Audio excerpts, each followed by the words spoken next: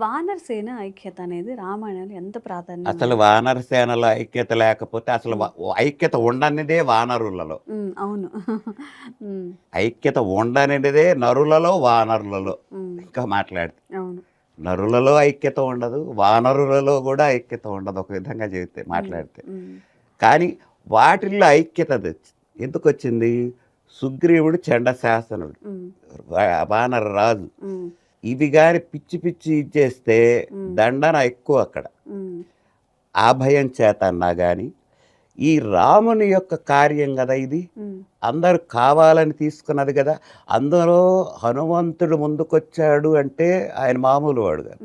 హనుమంతుడు ఏమిటో వాళ్ళకి తెలుసు, ఆయన యొక్క సచ్చీలత కానీ ఆయన యొక్క స్వభావంగా తెలుసు. హనుమంతుడు అంతటి వాడే ఈ రాముడి పాదాలకు ఈ విధంగా నమస్కారాలు చేస్తుంటే మనమెంత? కాబట్టి ఇక్కడ మనం క్రమశిక్షణగానే ఉండాలి, ఐక్యంగానే ఉండాలి అని అనుకున్నారు.